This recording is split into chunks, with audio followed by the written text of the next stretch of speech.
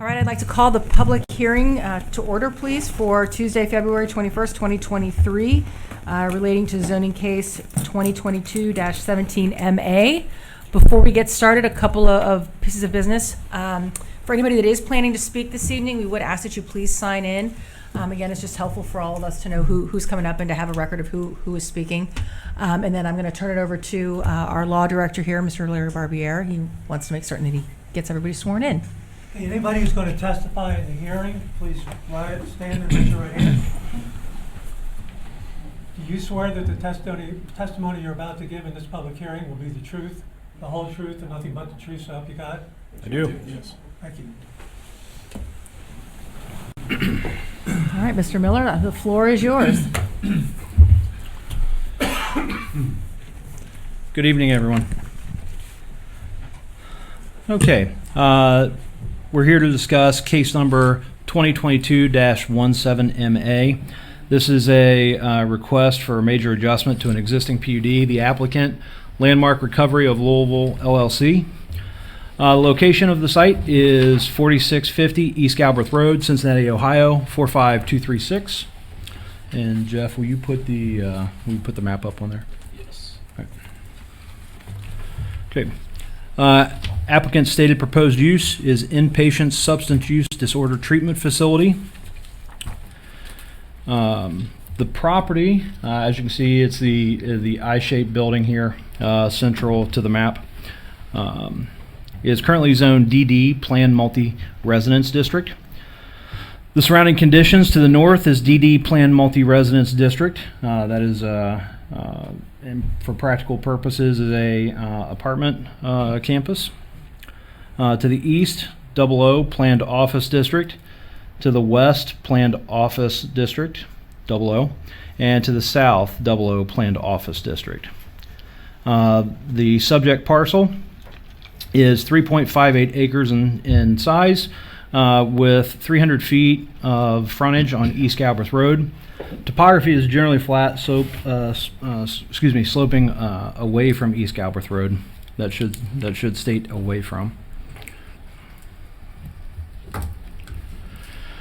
Current ISR is 0.4764. Proposed ISR is 0.5074. The applicant is proposing to convert an existing 119-bed nursing home facility into a 132-bed inpatient substance use disorder treatment facility. The history on this site: Hamilton County Commissioners passed resolution number 97-1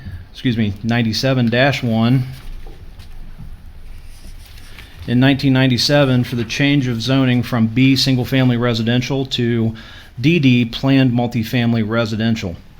As part of the resolution, conditions were placed on the property, including two that stated access will only be through a service road and that the current driveway will be taken out when the service road is completed.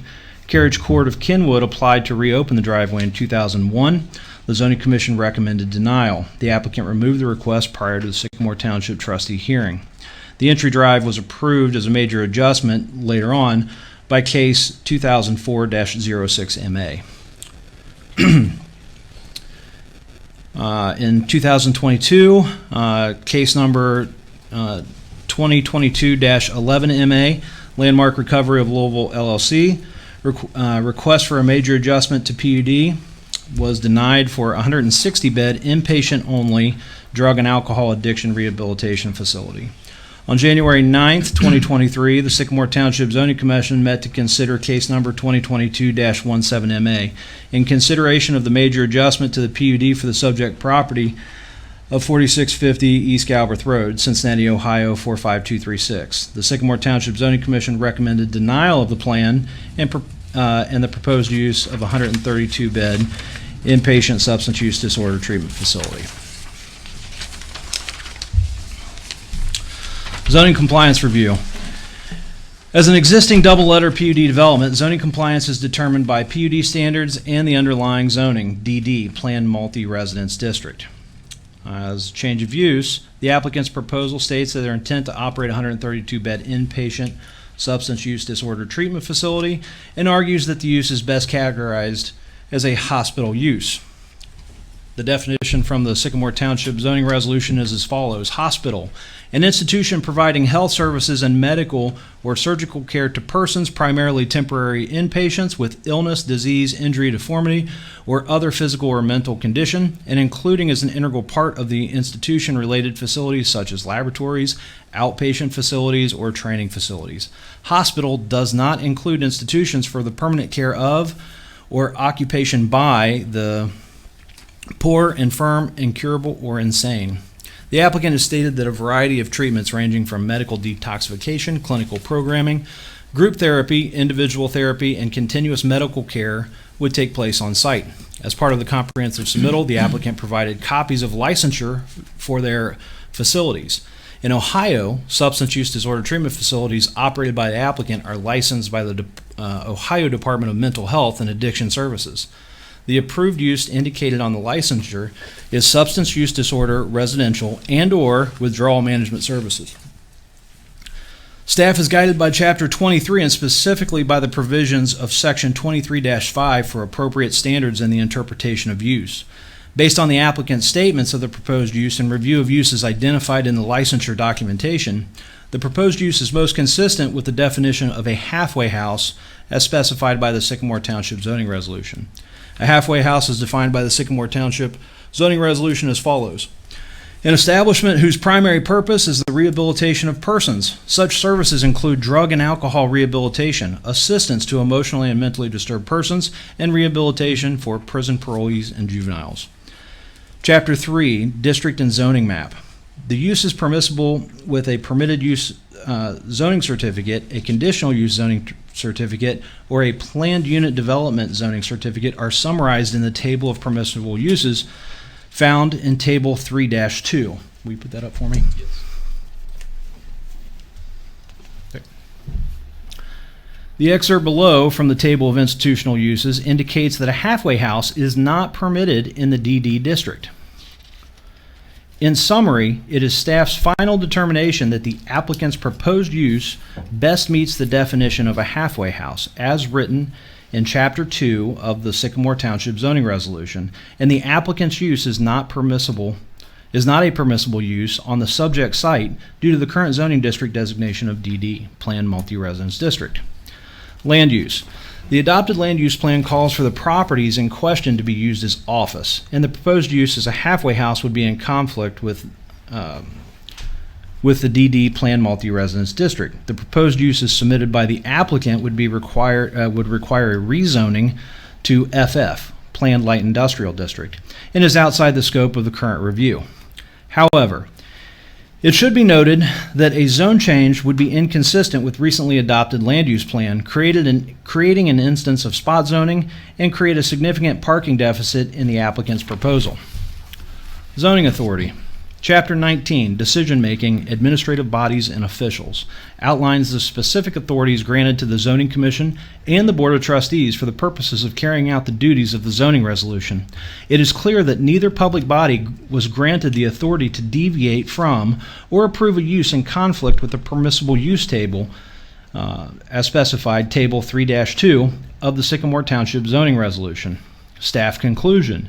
Based on the applicant's submitted documentation, staff has determined that the proposed use is most accurately categorized as a halfway house, as defined in Chapter 2 of the Sycamore Township zoning resolution.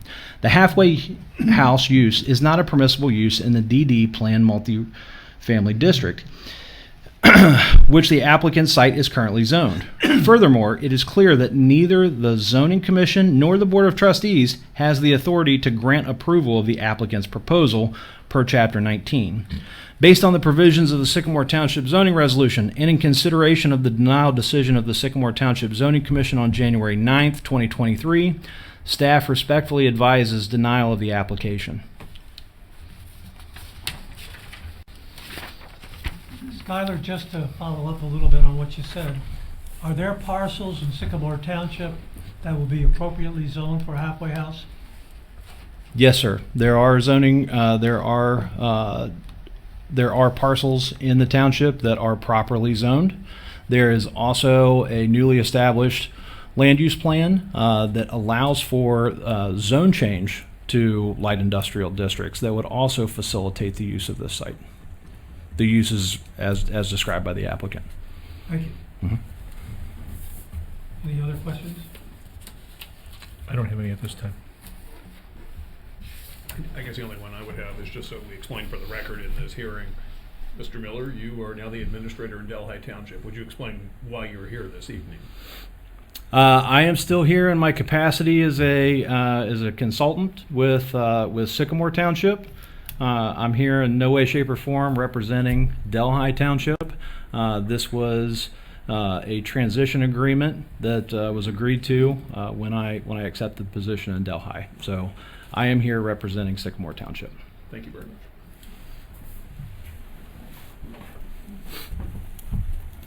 All right, no other questions from up here? I would then invite our friends from Landmark to the podium. And if you could do us a favor and state your name and address for the record, that would be helpful. And I think you two, looks like you've tag teamed on whatever presentation materials are ready to go, so. Good evening. Joe Miller, 52 East Gay Street, Columbus, 43215. Madam Chairwoman and members of the Board of Trustees, thank you for your time this evening. We appreciate it. I'm joined by my colleague Chris Ingram on behalf of Landmark. We are also joined by representatives of Landmark, Michelle Lubbert. You will be hearing from Alvin Luster, Landmark's Vice President of Implementation, as well as Dr. Elijah Wilder, Landmark's Regional Director of Medical Operations, and Danielle Gray. Ms. Gray is the Executive Director of Ohio Recovery Housing and an expert on public health and recovery housing. We also, in case there are questions about the site, we have our architect, Randy Merrill, here as well. My intention, Madam Chairwoman, would be to present an opening presentation, the testimony of 3 witnesses, and brief closing remarks. So we are before you this evening for the limited purpose of your approval of Landmark's intended treatment facility, as you heard, at 4650 East Galbraith Road. You have before you obviously the brief that we sent last night and extensive evidence in support of Landmark's application. We'd like to amplify that evidence with live testimony this evening. I submit to you that this matter should be very straightforward. Landmark maintains that it should be treated as an expressly permitted hospital use for the reasons set forth in our brief. We disagree that its classification as a halfway house, as was only recently suggested by Mr. Miller and the Planning Commission, that it is not appropriate classified as a halfway house, but instead, as the township's prior zoning administrator previously and repeatedly recognized in prior reports, Landmark's use is most consistent with a hospital and thus should be approved by this board. I'm going to see if I'm able to do this, Jeff. I appreciate your help. So far, not so. Success. We are here tonight seeking a major adjustment to an existing PUD plan application. That sounds, as it's termed, major under your code, but really, I think we agree with staff, all we're here to talk about is the proposed use. Is the use permitted? If so, then the major adjustment to the existing PUD plan should be granted. You have evidence before you, and will hear testimony, that this treatment facility is a hospital. That is a fully permitted use in the DD plan district. You will also hear tonight, including testimony that sets forth Landmark provides health services and medical care. Landmark proposed use serves temporary inpatients, not permanent or even transitory residents like in a halfway house, but instead inpatients as contemplated by the township code suffering from the disease of addiction with an average stay of 4 to 5 weeks. Landmark's proposed use includes laboratory and internal training facilities that are an integral part of this operation, meeting the definition of a hospital use. If we look at the next slide, and I'll stop clicking on the right in a moment, I'm sure you're well familiar with the site, 4650 East Galbraith Road. It previously operated as Carriage Court of Kenwood, a nursing home or assisted living facility, until just this past fall in October. It had 123 residents and 63 parking spots. The character of the surrounding neighborhood, as I'm sure you're aware, are hospitals and medical uses. And so what do we propose? What has Landmark brought forth? This one might be a little, No, I just keep hitting the right side of the mouse. I just need to hit the left. That's it, but I appreciate it. Thank you very much. Simple as that. So here is the site plan for the facility planned for this address to be operated by Landmark Recovery of Cincinnati, an inpatient substance use disorder treatment facility serving private pay patients. This plan is fully conforming. 132 beds, 132 parking spaces. There are no variances sought. Instead, we are simply saying that this is a permitted use and the major adjustment needs to be improved. I'd like to go over very briefly how we got here to you today. Namely, Landmark filed an application with the township, and then 2 supplements were made before the current application that you have before you today. Each time, the township denied Landmark's proposal or recommended denial of the application because of inadequate parking. Inadequate parking only. And as I just described, parking is no longer an issue. As set forth in the slide, each staff report issued by the township determined that Landmark's proposed use is most consistent with the characteristics of a hospital. That's a quote. That determination was set forth by staff on August 5th, 2022, September 9th, 2022, and October 3rd, 2022. Landmark's use has not changed at all. The only thing that changed is we fixed our parking problem. And so now suddenly the use is incorrectly characterized as a halfway house. Bear with me as we look at the code itself, because there is a definition of hospital. And I'll pick the words most relevant from this definition. A hospital, by the township's code, is an institution providing health services and medical care to persons, primarily temporary inpatients, exactly what we have here, with illness, disease, or other physical or mental condition, including as an integral part of the institution, related facilities, such as laboratories or training facilities. Landmark's treatment facility provides just these things. Specifically, as I mentioned a moment ago, health and medical care to inpatients suffering from the disease of addiction, as well as the accompanying physical and mental conditions. And so let's talk about that further. What uses will be done on site? What services will be provided? This is absolutely institutional in character. This is not a residential home.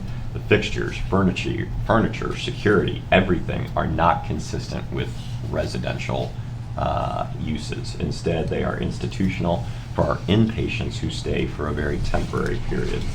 There will be 24-hour nursing care on site, round-the-clock health services, and medical care provided to those inpatients. There will be the treatment of alcohol and drug addiction. Landmark clients do go through a medical detox upon admission and receive individualized clinical and therapeutic treatment care on a temporary basis. I'm getting better with the mouse. Consistent with that definition of hospital, it will serve primarily inpatients with illness, disease, or other physical or mental condition. So those inpatients, they come on average for 28 to 35 days. There are no permanent residents. There are no residents at all. Again, inpatient treatment consistent with what's contemplated by the definition of hospital. And so Landmark will treat concurring physical and mental health conditions along with the addiction care that they provide.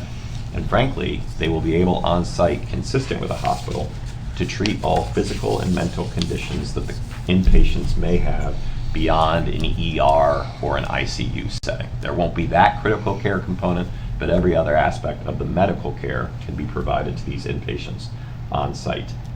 Likewise, we will have laboratory services. We will have training facilities. There'll be recreational training within a confined space. There'll be group therapy rooms, multi-purpose rooms for counseling, as well as medical offices.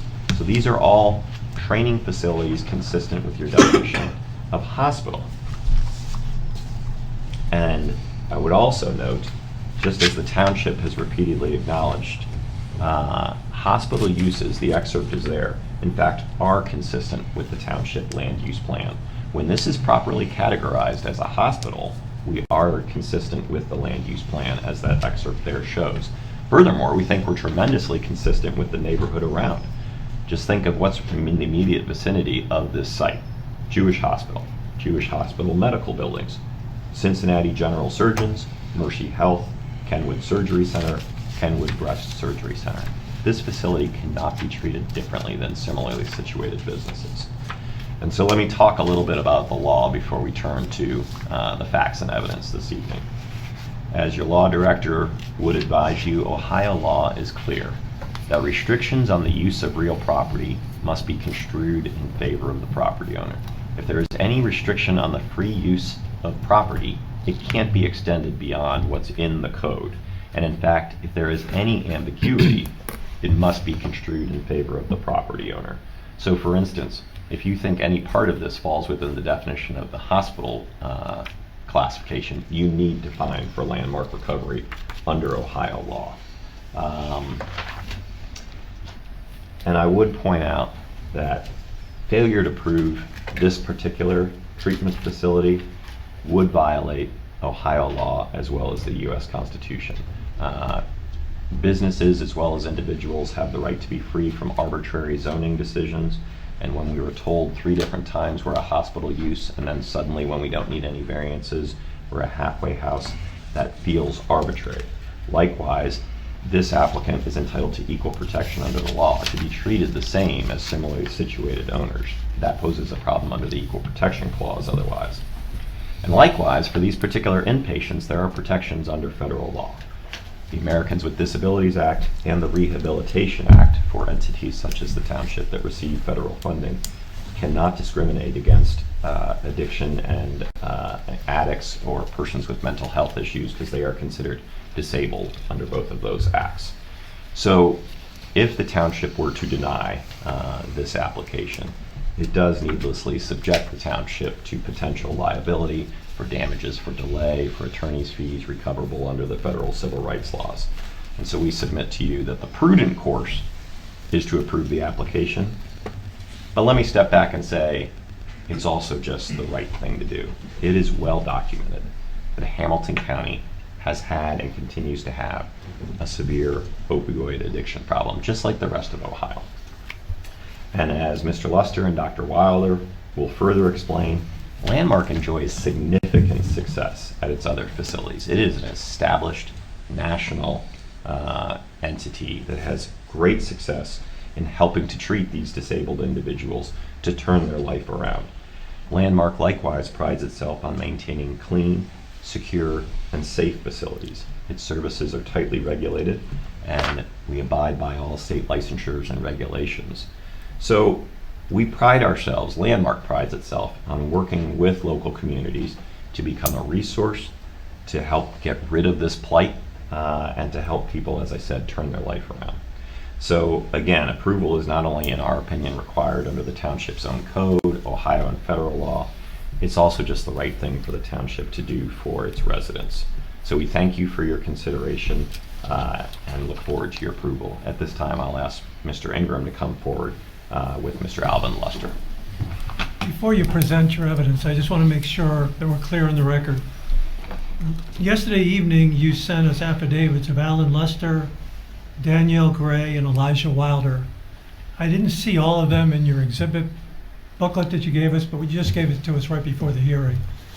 Are you going to submit each of those 3 affidavits into evidence for the consideration of the trustees at this meeting? Yes, Mr. Barbary, and they should all be there. It should be exhibits 1, 2, and 11. Okay, I looked quickly through it. I just had 5 minutes to look at it, but I did look through what you gave us yesterday, and I just wanted to make sure that all 3 of those affidavits are being submitted into evidence. Yes. Yes, I believe they are at 1, 2, and 11, and if it's helpful for the record, before we conclude tonight, we'll formally move into evidence our exhibits and our brief, as well as our presentation. I have a question also, and you just answered one of them as to the presentation being presented. You cited several findings, as you termed it, I think, from the Township Zoning Department as to this being a hospital, but each of the statements you quoted in your brief and on screen is always prefaced with based on the applicant's statements, or in one instance, some variation on that. The applicant's proposal states, I think it says there. Is there an instance of a finding without that prefatory statement tying it to what the applicant presented that's in the No, record? not to my knowledge, Mr. James, but what we think is meant by staff there is they reviewed the information regarding Landmark's operations and believed they were most appropriately classified as a hospital.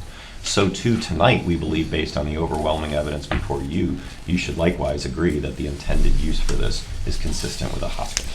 Just one other question. The original application to the earlier iteration of this, the use stated by the applicant was in fact hospital, wasn't it, on the application form That itself? the applicant agrees with staff until the very recent kind of reversal that this is most consistent with the hospital use. Right, Yes. that wasn't my question, though. The applicant characterized it as hospital on the application form submitted to the township, isn't that correct? I believe that's correct. Okay, thank you. Yes. And so, frankly, our position has been very consistent since July of last year of what the intended use is for the site, and until recently, we were gratified to have staff's agreement in that regard.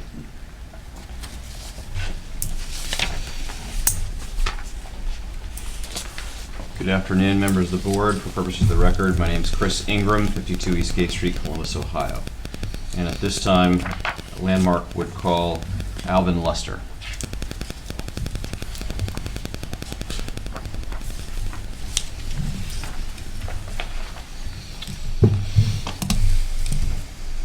Can you please state your name for the record? Alvin Luster. And Mr. Luster, what is your current title with Landmark? I'm the Vice President of New Facility Implementation.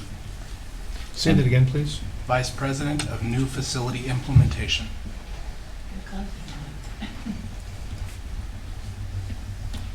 And Mr. Luster, how long have you worked at Landmark? A little over 2 years. And what positions have you held during those 2 years at Landmark? I worked in a facility as a registered nurse. I worked in a facility as a director of nursing. I was then promoted to regional nursing consultant, then director of new facility implementation, and now vice president. Okay, Steve. You've held many roles with Landmark. What does your current role entail? I manage a team of consultants that are responsible for preparing facilities and then training staff at new facilities to get them open. And about how large is your team? About 15 employees. Okay. And just during the course of the last year, approximately how many facilities has your team opened within the last year? We've opened about 9 facilities in the past year. Okay. And where all have those facilities been located? Ohio, Indiana, Michigan, Tennessee, Colorado, Virginia. Okay. And I know you mentioned you're a registered nurse. Can you tell the board your education background?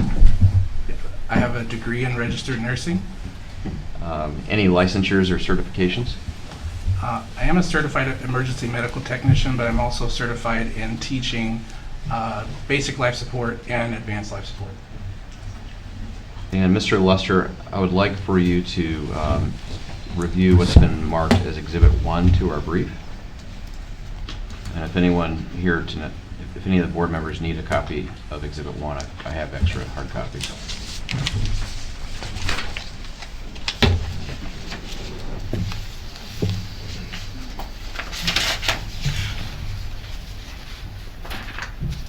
Okay, Mr. Luster, Exhibit 1 is the affidavit of Alvin Luster. Can you turn to page 2, please? Or, I'm sorry, page 3, the last page.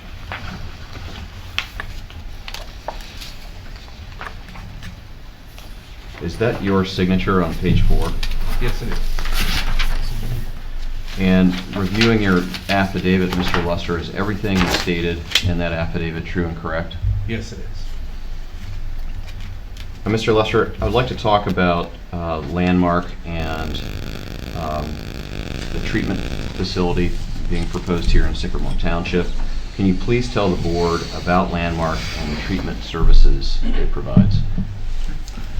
Landmark operates a network of facilities across the country that provide medical and clinical treatment for patients with substance use disorder and other co-occurring medical conditions. Okay. So it's not just substance use disorders, it also includes other medical conditions, is that fair? That's correct. And concerning the property here in Sycamore Township, what are Landmark's plans for the property that's located at 4650 East Galbraith Road? Be a facility that would provide the same services I just explained, Okay, so the medical and clinical treatment services? of substance use disorder and other co-occurring medical conditions. Thank you. Now, what types of changes does Landmark plan to make to the existing building, if any? We would not make any changes to the exterior of the building. The only changes interior would be aesthetic or to meet our needs so that we have nursing stations, offices for individual therapy sessions, group rooms, patient rooms, all of those things, recreational areas and exercise rooms. Will there be any counseling or medical offices? Yes. To do so? Okay. And will the proposed facility have any green space between the parking lot and Galbraith Road? Yes. Will the proposed facility modify any recorded easements? No. Will the proposed facility materially alter the access points to Galbraith Road? No. Okay. As far as operations go, how many jobs will Landmark's treatment facility bring to Sycamore Township? This facility will employ approximately 100 full-time staff. Okay, and of those staff, how many will be nurses? Approximately 20. Okay. Any nurse practitioners? 2 full-time nurse practitioners, yes. How many licensed clinical group therapists? Approximately 9. And how many individual therapists? Approximately 13. Okay. How many medical support technicians or assistants will be employed at this facility? It'll be around 40. All right, of those medical jobs that you just summarized for us, what is going to be the average salary or the average wage? Average salary is about $60,000 a year. Now let's talk for a second, for the board's benefit, about the patients that will be served.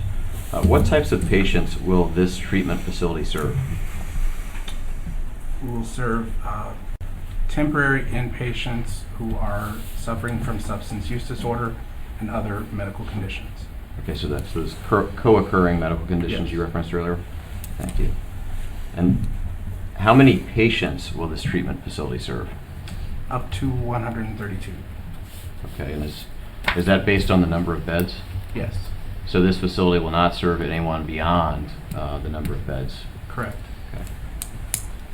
And if you could, sir, if you could describe to the board Landmark's typical patient acceptance process. So in other words, if I'm a prospective patient, can you walk us through Landmark's process? Sure.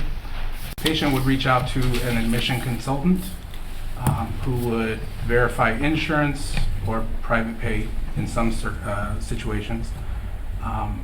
They would be then sent to the facility where they would meet with a nurse to go through a nursing assessment. They would meet with a nurse practitioner for a more in-depth assessment, and then meet with a clinical provider before they're then admitted onto the nursing floor. Okay, and I think I heard you say one of the initial steps is verifying their insurance. Correct. So are these patients private pay? Are they paying for this for themselves, or how does that work? Would be private insurance, yes. Okay. And then, how long is the average stay in Landmark's experience for its facilities, like this one? Approximately 28 to 35 days. Okay, and who decides or who makes the decision as to how long the duration of the stay should be? Would primarily decided by the clinicians and or patient's insurance provider. So when you walk through the patient acceptance process, I didn't hear anything about a lease. Are there lease agreements? No. Okay, so it's not like Landmark's renting out its rooms, correct? Correct. And with respect to your patients, do Landmark's patients at facilities like this one have their own vehicles typically? Typically, no. And why not? Typically, they are brought to the facility We would hope that patients who are suffering from substance use disorder wouldn't drive themselves to the facility. So then what's the visitation policy like for a facility like this one? Typically, we do not allow visitors unless it's pre-approved and in certain circumstances, usually only on Saturdays and for a short period of time. And it wouldn't be for all 132 patients. It's a small percentage of that each week. Okay, so when are the visitation hours? Are there set visitation hours? Yes, Say typically. it's only on Saturday for about a 4-hour period. Okay. So, based on your testimony, would it even be appropriate to have 132 parking spaces for 132 maximum beds? I think it's a lot more than we need, but Okay. Now, with respect to Landmark's patients, some of those patients do require medication-assisted treatment. Is that correct? yes. Can you describe the general procedure for Landmark's medication-assisted treatments? What the overall process looks like? Medications are administered by nursing staff, typically 2 to 3 times a day. Those medications are kept under lock and key. They're only administered 1 dose at a time, and the patient would take that medication in front of nursing staff, where we would check to make sure that it has been swallowed before they walk away. And who's prescribing those medications generally? It would be our nurse practitioners or medical director. Okay. And who's overseeing the dosages of the medications that are being dispensed? And the nurse practitioners or the medical director. Okay. Let's briefly cover the security for this facility. What types of security will be provided at this treatment facility? So our facility is going to be staffed and monitored 24 hours a day, 7 days a week. We would have delayed egress on all exit doors that alarms after 15 seconds of the bar being pushed. Most interior doors would have card reader only access. We also have interior and exterior cameras that are monitored 24 hours a day, 7 days a week. Okay. That's all the questions I have for you at this time. Hello, Mr. Lester. I've got a couple questions I'd like to ask you. I'm Larry Barbier, and I'm the law director. You're under oath for your testimony here today. You understand that, right? Yes. And you submitted an affidavit in this case, and I assume you swore under oath to what you said in the affidavit too, right? Yes, You have the affidavit in front of you there? I do. Would you please read paragraph 4 to us? Landmark provides care to disabled community members suffering from mental health and substance use disorder, including narcotic and alcohol addiction. Is that a true statement? Yes, it is. And I believe you testified here today that the average stay is 28 to 35 days? That's correct. And is the goal to rehabilitate somebody during that period of time? The goal would be for them to go through a medical detox from whatever substance that they have an issue with, and then be ready to go out into the community. Well, the primary goal of Landmark is to rehabilitate these people who come into Landmark for treatment so that they can go out into the community after they are released. Is that fair? Yes. And the vast majority of the people you treat include people who are there for drug and alcohol rehabilitation or assistance for emotionally or mentally disturbed people, correct? Yes. That's all I have. Thank you. Any trustees, do you have any? No, I don't have any questions.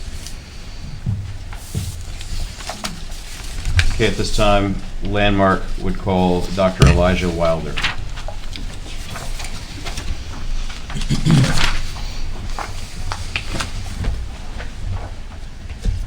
Good afternoon. Can you please state your name for the record?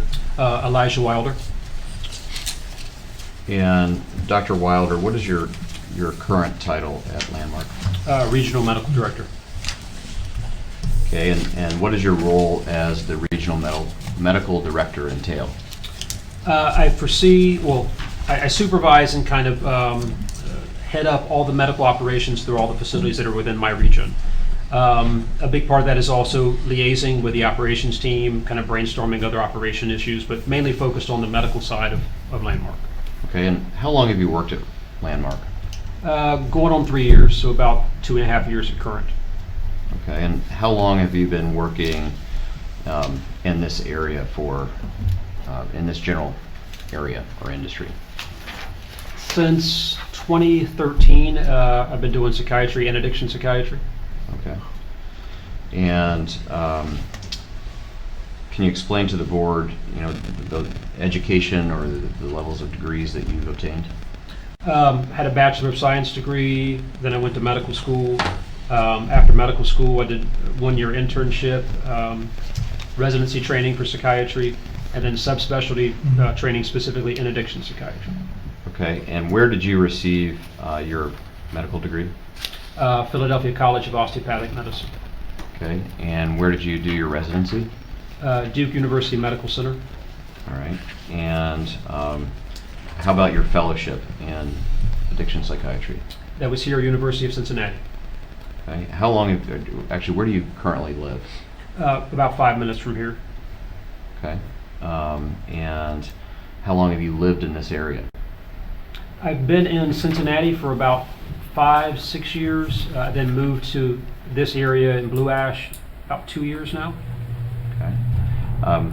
And do you have any professional licenses or certifications? I do. I'm board certified in psychiatry, I'm board certified in addiction psychiatry, and I'm licensed in multiple states to practice.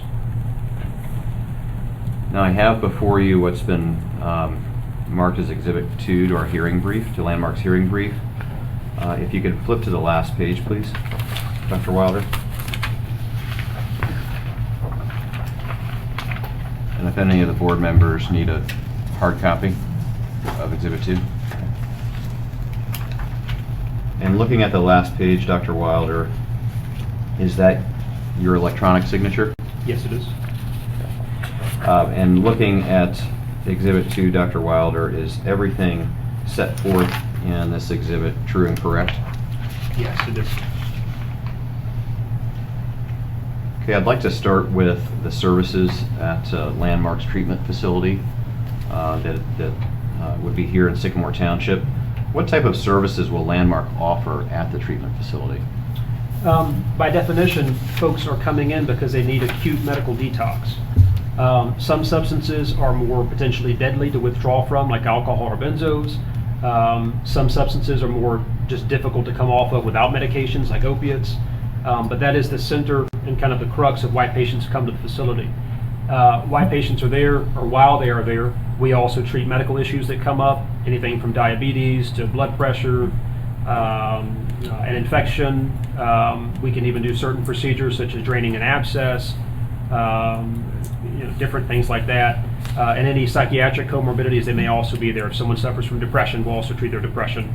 If someone has anxiety, PTSD, insomnia, we're also addressing all those issues while they're present with us.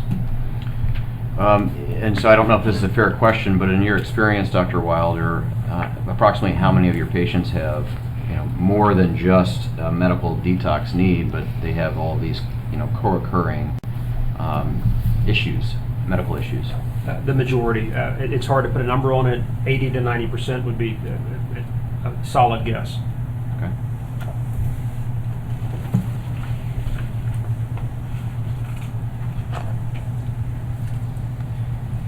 And then in addition to the medical detox services, what other types of clinical treatments or treatment programs would be provided by Landmark at this facility? There's therapy, group therapy, individual therapy, coping skills, all those other kind of psychosocial modalities alongside of the medical treatment. And in your professional experience, is an addiction an illness or disease? Most definitely so, yes. And can you explain why? Everything that research has shown us, and there's been tons of money, both federal and local, pouring into exploring addiction. It's an issue that's not going anywhere. It's only been getting worse. It's everywhere across the country.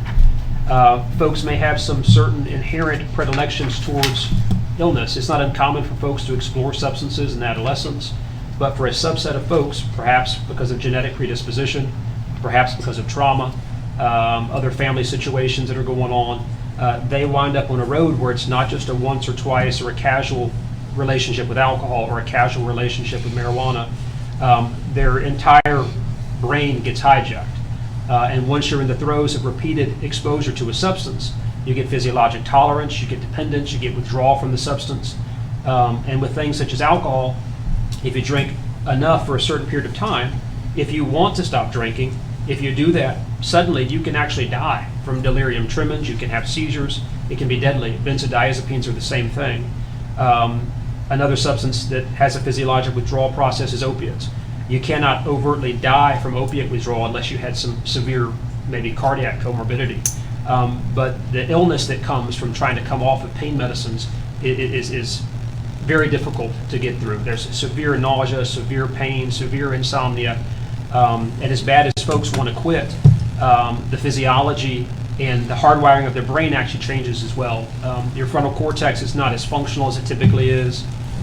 Your lower brainstem functions, your basal ganglia, midbrain structures kind of take over, and it's all about trying to maintain that balance that's thrown off by the substances and by the intoxication and the withdrawal process. And so all of those issues that you just described, in addition to just the addiction itself, but all these additional medical symptoms and side effects from the prolonged use of narcotics and drugs. Is Landmark going to be treating all of those additional medical issues in addition to just the detoxification process? We treat absolutely everything we can when someone comes in. Again, diabetes, blood pressure, even if someone injures themselves, say they fall and trip and bang their knee up, we can deal with that. The only thing that we cannot keep in-house is if something rises to the severity where it needs an ICU stay. There's something called ASAM, is the American Society of Addiction Medicine, and they kind of set forth general guidelines for the practice of addiction medicine in this country. And Landmark falls at a 3.7 level of care. The levels go from 0 all the way up to 4. The only thing higher than a 3.7 is a 4, and that's a true ICU stay where someone has to be intubated. But up until that point, we manage everything, and by definition, a 3.7 level of care requires 24-hour nursing presence. Anything that doesn't have 24-hour nursing is less than a 3.7 level of care. So yeah, we do everything we can to help folks, and we do, unless they require something more severe. If they fall and hit their head, and which is rare, but that could happen. Or if someone has heart issues and they come in for detox and they start to have a cardiac event, we're going to send them to the local hospital so they can get their heart issue stabilized. And, Okay. Now, you testified earlier that you've lived in this area for several years. Is addiction prevalent in Hamilton County, in your opinion? Well, it's not necessarily my opinion. My opinion is yes, but the statistics show that very clearly. In the whole U.S., Kentucky, Indiana, Ohio region is one of the worst areas in the whole country. And then as far as Hamilton County, I think we have 50 to 70 overdose deaths per week. And the last I checked, we were in the top, I think, 15 counties for the whole, for the whole area of Ohio. Okay.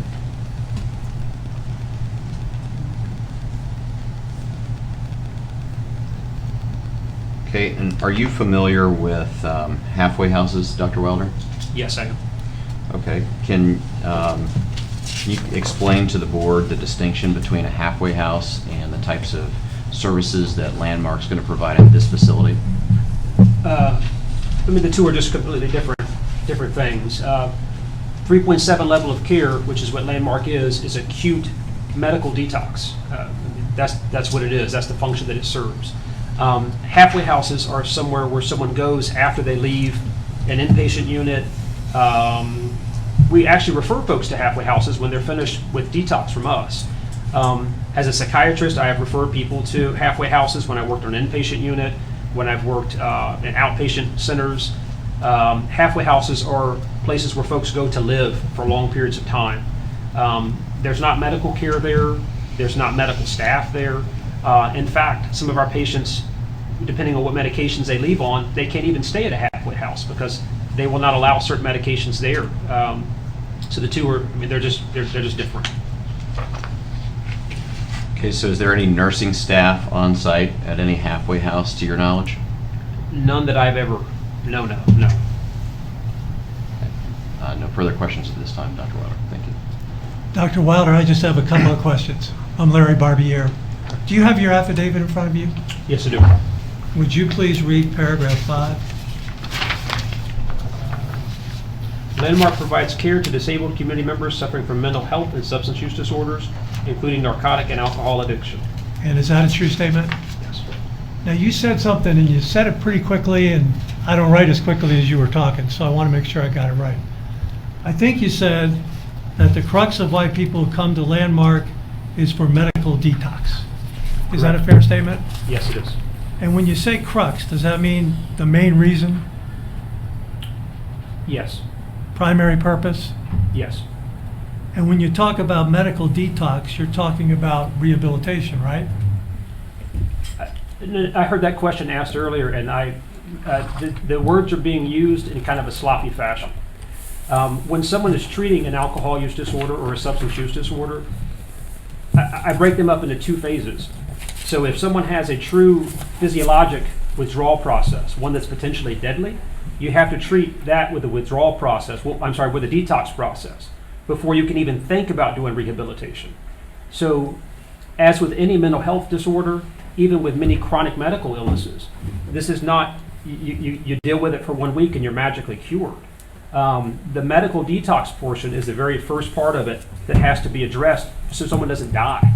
And once the medical process is stabilized, then you can begin the process of rehabilitation. Well, and I think that's what I was going to get at. The crux, or the main reason, or the primary purpose that people come initially is to get medically detoxed, right? Yes. And they don't just stay there a week, though. They stay there 28 to 35 days, I think, as you said in your affidavit, right? Most do, yes. And the ultimate aim is so that when they leave, they can go back out and function in society, right? The way it's worded, I'm having a hard time really answering it. You don't want them to be able to go out and function in society when they leave?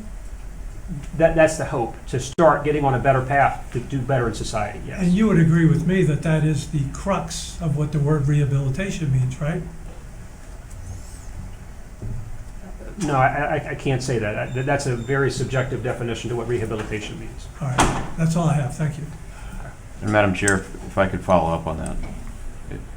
Dr. Wilder, if you could explain to the board the distinction that you're trying to explain between what's being phrased as rehabilitation versus the medical detox, the initial stage. Yeah, I mean, I'll try to explain it again the best I can. Rehabilitation to me means a lot of different things. Someone can need physical therapy and need rehabilitation, or have a cardiac event and need cardiac rehabilitation. Rehabilitation means a process of healing. And surely someone with a substance use disorder is going to be on the process towards healing and getting past their illness and uncovering what was underneath and wanting to be a better person and get their job back and their family back and treating their depression and their post-traumatic stress disorder. But one thing that sets this apart, again, is for many of these substances, not all, but for many of them, there is a very distinct acute detox period that if that part is not treated correctly, people can and do die from that. And that's the part that sets it apart. Okay, I've got that. You've said that clearly. But that's the first step to rehabilitation, right? For folks who have a true physiologic withdrawal process, that part has to happen, yes. Thank you. That's all I got. A question. Relapsing, recidivism. Do you see people once they leave after 28 or 35 days, do you see them back again? Of course, it happens sometimes, yes. Is there a rate? Is there a ratio? Is there a standard metric that you would apply to that? What's the relapse percentage that you come back? They've done their 28 or 35 days. They spent that time, and then they come back to you because it's not an easy process. Right. What percentage would you assign to that? I cannot give a firm you know. Is there an industry, Yes. is there an industry standard? Is there a state, are there statewide percentages that you would refer to? I'm sure there probably is somewhere. I mean, it's no different. Any chronic illness has periods of relapse and recovery. It's just like diabetes. Diabetes is a chronic illness. People may get a handle on their blood sugar, and then all of a sudden they're back off the rails again and their blood sugar is horrible. Or people trying to watch their weight. They may get on a diet and lose a couple pounds, and then they're off again and they're still eating food they're not supposed to eat again. So all chronic illnesses have relapse rates, and I don't have exact numbers for those. I don't, maybe 50% would be a guess, 40%, I don't know. And you had mentioned you are the regional, correct me if I'm wrong, you're the regional medical director? Correct, yes. And so how many facilities do you oversee? At current, 8 facilities at current, yes. And so do you typically do you float amongst those, or how does your role unfold, I guess, is what I'm asking you? Right. So every day is contact with every single facility. I can rotate, which facilities I go to and visit. If somewhere's having a problem, obviously I'm going to be there. I'm going to be in person. I'm going to be problem solving. But I have contact with all the nurse practitioners every day. I'm reviewing charts, signing notes every day. Complicated patients that come in, I'm on the phone. We're talking through how to do these things. If the administrative staff needs me, phone call. I'm answering phone in the mornings, at night times, on the weekends. I'm very available. And so where are your 8 facilities? There are, let's see, in Indiana, there are 1, 2, 3 in Indiana. There are 2 in Ohio, and then there's 1 in Michigan. How many is that so far? Thank you. That'd be 6. 6, and then 2 in Kentucky. Thank you.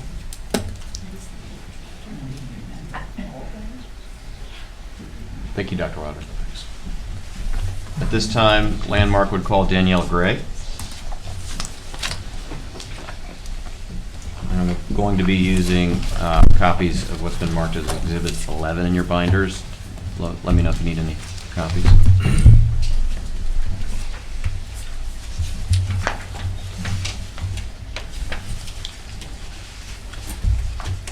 Please state your name for the record. Danielle Gray. Okay, Ms. Gray, what is your current occupation? I serve as the Executive Director for Ohio Recovery Housing. Ms. Gray, could you speak up a little bit more, please? Thank you. Maybe give us that title again. Should I repeat that? Yeah. Okay. I serve as the Executive Director for Ohio Recovery Housing. And how long have you worked with Ohio Recovery Housing? 5.5 years. And could you explain to the board what Ohio Recovery Housing is? We are a nonprofit organization with a mission to increase access to and the quality of recovery housing for Ohioans with substance use disorders. Okay, and approximately how many? I'm sorry. Could you? Yeah. Sorry. Could you speak a little louder? Yeah, we're having a hard Yeah. time All hearing right. you. Switch You mean positions. switch slides? Okay. All right. Thank you. And your last answer again was?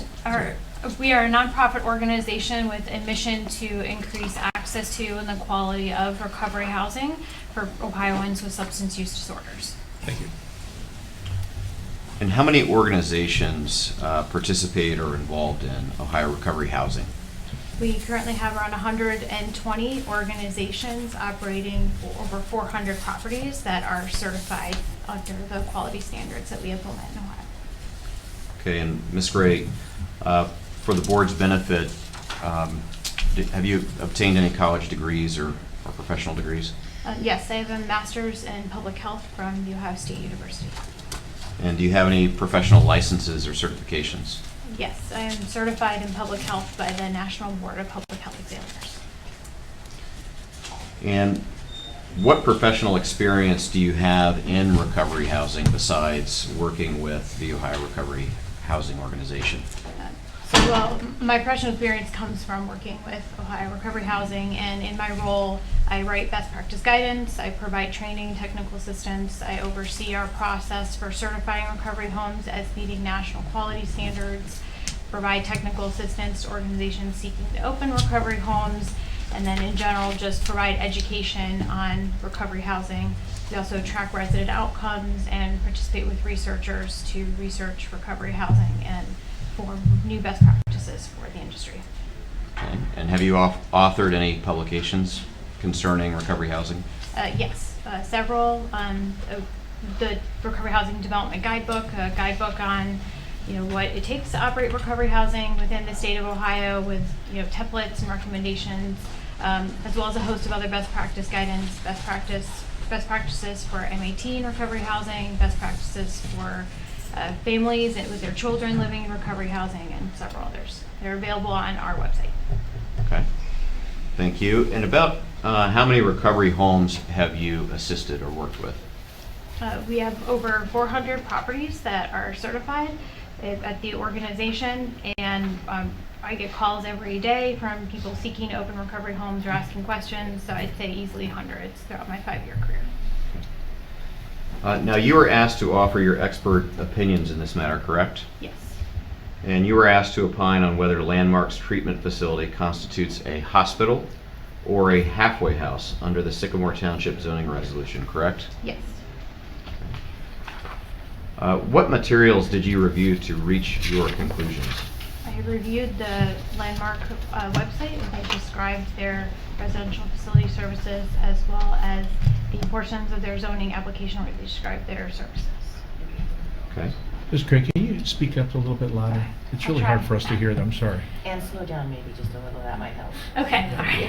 Could we lower that microphone a little, maybe? Would that Yeah. help? Yeah, we can try. I don't want Are to you touch even more it. heels You want me to today? do it? Yeah. I don't want to touch it. I'm already afraid I'm going to knock it over. Bear with us. And do you need her to repeat her answer? Yes.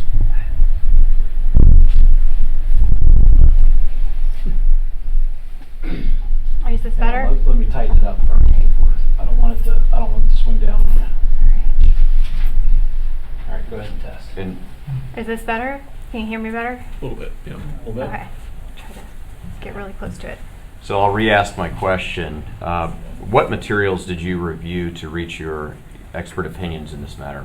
I reviewed the website for Landmark Recovery, where they describe the services they provide at residential treatment facilities, as well as the zoning application where they describe what services would be provided at the specific site. Okay.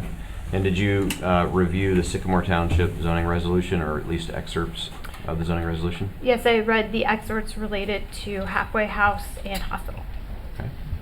And based on your professional expertise and the materials you reviewed, is Landmark's treatment facility a halfway house, as that term is described in the Sycamore Township zoning resolution? No. Let me, you have in front of you what's been marked as Exhibit 11 to Landmark's brief. Can you turn to the last page, please?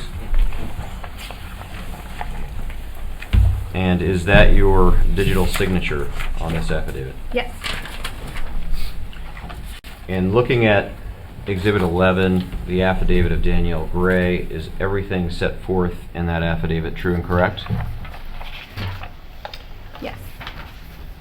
I want to direct your attention to paragraph 9 of your affidavit.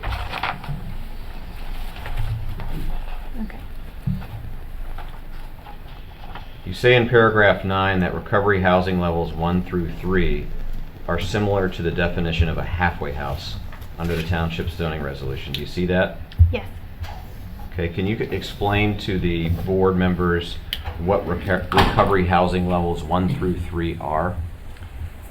Levels of recovery housing, I actually have the definition from the Ohio Revised Code, Okay. and I can read that.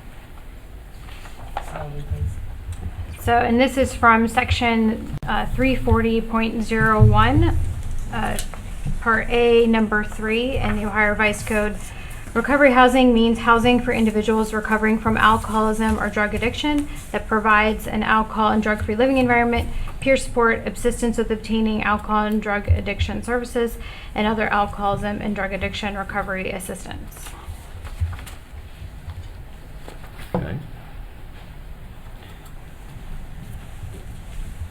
So does a recovery housing level 1 through 3 include medical treatment? No. Okay, so what does that primarily include? It 1 through 3 service level. Yes, recovery housing levels 1 through 3 is primarily a housing environment, and it's about creating a community of recovery for people with substance use disorders. So it focuses in on what we call the social model of recovery, really focusing on providing peer support, life skills development, and assisting individuals in connecting to services that are available within the community, and really, helping them with build what we call recovery capital. So all of those things that people need to sustain long-term recovery. Okay, for these levels 1 through 3, these recovery homes that are akin to the halfway houses, what's the typical length of stay in one of those facilities? For the data we've collected on our homes, we see that the average length of stay is about 4 months. Okay, and you testified earlier that there are no medical services offered at these types of homes. Would, in your experience, would there be lease agreements? How does one come to stay at one of these facilities? Yes, there are lease agreements. Recovery homes are not exempt from Ohio landlord-tenant law, and so therefore they must follow all of Ohio landlord-tenant law, and that includes having a lease. Okay. So you have a landlord-tenant relationship in these types of homes? Yes. And so in your opinion or your experience, does a halfway house provide inpatient medical services? No. And who oversees halfway houses in Ohio? It's my understanding that they are licensed by the Ohio Department of Rehabilitation and Corrections. And what types of individuals, what types of tenants do halfway houses generally serve? They're generally a part of the Department of Rehabilitation Corrections, so they're sentenced to or otherwise referred from a court program to be a part of a halfway house. And based on your professional experience, Ms. Gray, is Landmark's treatment facility proposed here a level 1, 2, or 3 recovery house? No. And based on your professional experience and your review of the materials in this matter, would Landmark's proposal fall within the local definition of a halfway house? The local definition of a halfway house. It would not fall under the local definition of a halfway house. Thank you. I have no further questions at this time. Just a couple of questions. You're not a zoning expert, are you? No. Do you know what the average length of a stay is in the hospital? No. Far less than 28 to 35 days, right? I'm not an expert in that. I couldn't tell you. All right, thank you. Any other questions? Chris? No, go ahead. You said this does not fall under the Sycamore Township zoning code definition of halfway house. You didn't explain why as to that. Why?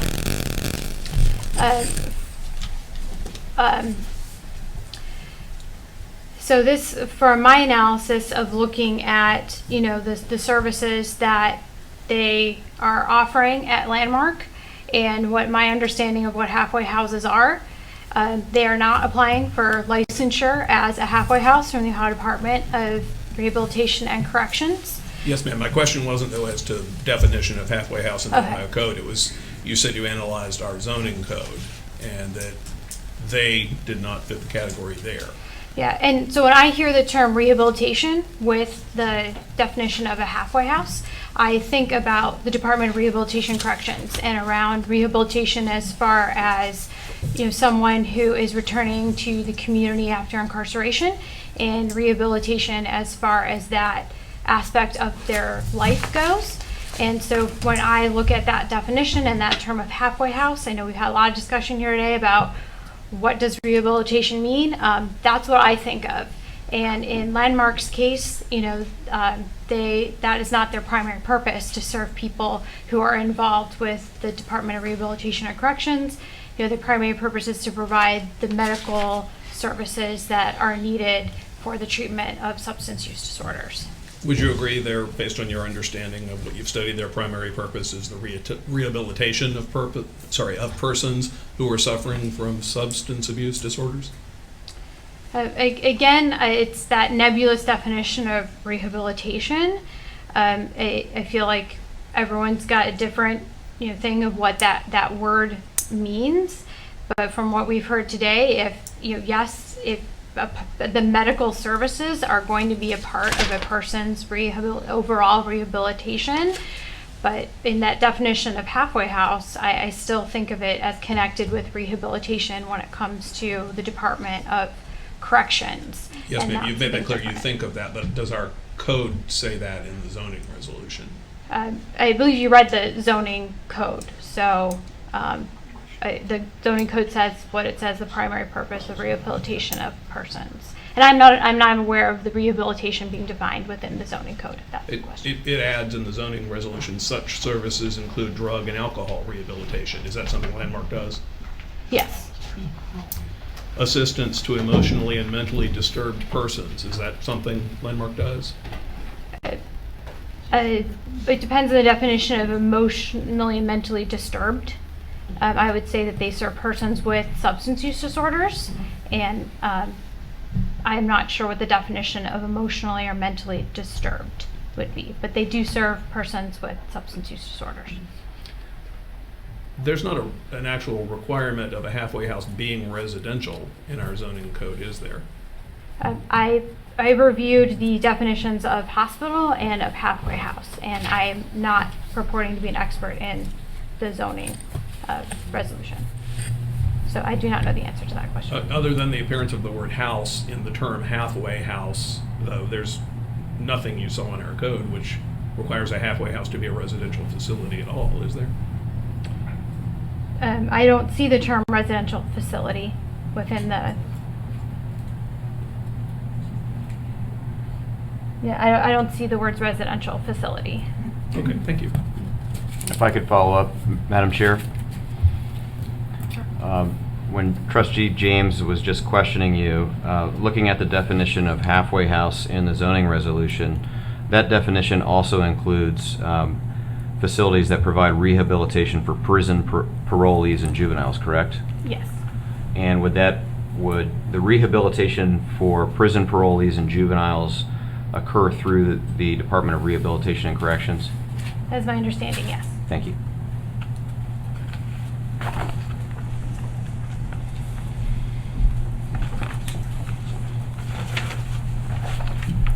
Members of the board, you've been kind and indulgent with your time tonight. I appreciate it. At this time, I would move Landmark's brief, exhibits 1 through 11, which include the affidavits of Mr. Luster, Dr. Wilder, and Ms. Gray, into evidence, as well as our PowerPoint presentation. And we're prepared to leave copies of all of those things with you. Thank you. Larry? Just for procedural, and this is up to you, Tracy, but are there members of the public who want to testify here tonight as well? Anybody? Larry, can I just interrupt? I thought we were going to hear from other folks from Landmark. I think that's all the people they're calling. Okay. But Well, I might have some questions for these people. They can redirect them. okay. Before you did your closing, I wanted to make sure there was no one else who was going to testify. Do you want to testify, ma'am? Okay. Is that okay with you if you wait till after they finish the testimony? Or It you is want to fine. I give believe she needs would to you be prefer sworn. to give your closing now? I think Either she way. No, does too. that's fine. Well, and I don't Mr. think she was Weedman sworn had in. Yeah, she'll need to be sworn in. Yeah. And if Tom had questions of some of the other Yeah. representatives, should we do that first? Or You can have her talk and, Okay. how are you? You got to swear in now. You weren't sworn in earlier? I wasn't. Do you swear that the testimony you're about to give will be the truth, the whole truth, and nothing but the truth, so help you God? I do. If you would state your name and address for the record, please. Thank you. Yes, my name is Susan Weeks. I'm a retired nursing professor, and I'm a neighbor. I live across the street from Galbraith in the immediate neighborhood. I'm speaking kind of professionally and also as a neighbor. Our neighborhood was not mentioned in the surrounding area, and we're only a half a block from this facility, from a wonderful, wonderful neighborhood. My other concern is that this is a huge, huge facility. I looked at all the other facilities you have in the United States. This is one of the largest, huge facility. Another point I am wondering about is that we have a huge shortage of nurses. And for 20 nurses to take care of potentially 130 some patients who are going through withdrawal is beyond my comprehension. Working 24/7, it's beyond my comprehension. And I'm also wondering about the law director, not law director, but the physician covering. My question is, are there other physicians, or is Dr. Wilder the only physician covering 8 facilities? 2 nurse practitioners, maybe. I can't comprehend the level of care, and those are my concerns. I just have to express those. Doesn't have to do exactly with the zoning, but I am representing my neighborhood. It's a large, wonderful neighborhood. Those are my concerns. I had to speak. Thank you. Is there anyone else that would like to speak? Okay, Tom? Yeah. Mr. Weedman, did you say you had questions? Yeah, I do. Hopefully we have the I appropriate do. persons here. I'd like to know what efforts were made by Landmark Recovery to seek a location in Sycamore Township that met the Sycamore Township zoning requirements. We submit to you tonight that we have in fact met the zoning requirements. The only thing in question tonight is this a permitted use in the DD plan district? We submit that it is. Okay. And frankly, our research shows that there is not another facility like this in Sycamore Township. The need is acute. Well, but I'm not trying to be flippant about your question. No, I get what you're saying. I get what you're saying, and my point is that if we talk, the good doctor has suggested he couldn't define rehabilitation, and because it was quote subjective, and I think maybe we have a definition that is maybe subjective, but it is still part of our code as it relates to a halfway house. So I was curious if you were aware that we do have other locations within Sycamore Township that you would fit very nicely into without the issue of a zoning question. Respectfully, we think the evidence has overwhelmingly shown that we are not a halfway house under your zoning classification. In going through all the information that you provided on locations throughout the country, I'd like to know, of all those locations, how many were not consistent with local zoning? I'm not sure that we could provide an answer to that, and again, we submit tonight that we are fully consistent. That's not the point. That's not the answer I was looking for. I asked you a question, but you're giving me an answer to another question. That's not what I want. I want to know how many of the facilities that you own were consistent with the local zoning when you located there. You must have some idea, because otherwise you'd have been through this process that you're sitting in tonight. So perhaps you could give us some guidance on that. Mr. Weedman, and I'll ask Ms. Weber to come forward. Are you saying no variances whatsoever, or you're focused on the use? Was there any type of use variance sought where it wasn't? Well, permitted? you can tell me that. Okay. If you know, Ms. Weber. If I had to guess, I would say... You could give us your name and address for the record, Yes, please. Michelle Lubert, 720 Cool Springs Boulevard, Franklin, Tennessee, 37206. If I had to guess out of our existing facilities, I would say 3 required CUPs or special use permits. We have several deals in the works right now that require variances,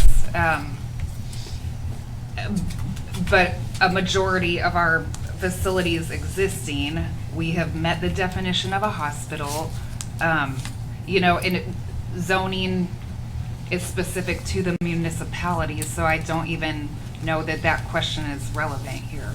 Well, and I would just point out, even where a conditional use permit was required, that meant that it was a conditionally permitted use. Okay. Ms. Luber, as you know, I don't think you had your attorneys here the last time, but as you know, when you were here on October 4th, you had asked us for a special accommodation to be considered a nursing home instead of a hospital for the purposes of parking requirements. And I think at the time I had suggested, in 28 years that I've been here, I have never seen somebody come in and ask us to zone something and then change the definition of what they really were just to meet certain requirements like zoning. And respectfully, I believe I asked for a reasonable accommodation to not to be classified as a nursing home, but to follow the parking regulations of a nursing home because our patients do not have vehicles similar to patients in a nursing home. And Mr. Weedman, that was for an accommodation under the Americans with Disabilities Act, which is frankly typical and routinely granted in some communities.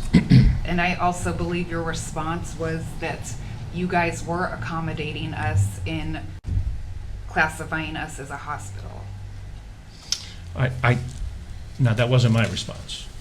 That may have been the staff's response, but that wasn't my response. You remember what my response was, don't you?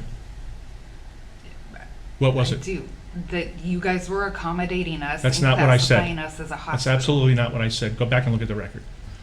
My response was that I reviewed this before the October 4th meeting. I reviewed this, and it was clear to me that this appeared to be, by definition, in our zoning code, a halfway house. Do you remember me telling you that? I remember you saying that yeah, you you did. that you were accommodating us and classifying us as a hospital. That's not what I said. I never said I was accommodating anything. What I said was this by definition in our zoning code, this appeared to be a halfway house, and it did not meet the requirements of the district. Isn't that what I said? I don't recall It is. that. Let me just help you. It is. And since that time, you've provided additional information to us, but I have not seen any reason to change my mind as it relates to the definition within our zoning code of a halfway house. I have not seen it.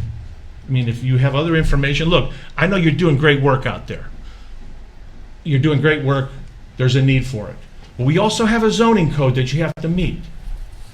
And that's why I asked you the question, have you looked at other places in Sycamore Township? We could locate you another place in Sycamore Township. That wouldn't be a problem. But it appears you have not done that. It appears you've looked at this location only based on your subjective review that this is a hospital and not a halfway house. That's what you've done. So, I don't have any other questions. Anybody else? I do. Just a few things here also.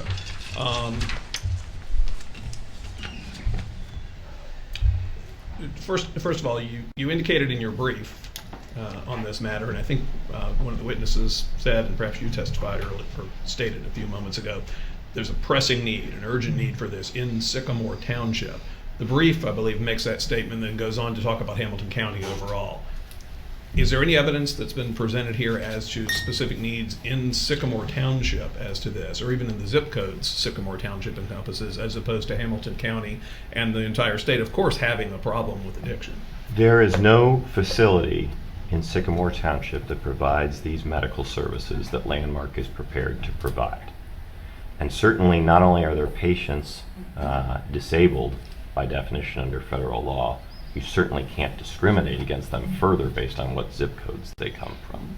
I don't know the answer to how many people in Sycamore Township, Ohio, are suffering from opioid addiction, narcotic addiction, or alcohol addiction, or how many family members in Sycamore Township are afflicted with that problem within their family.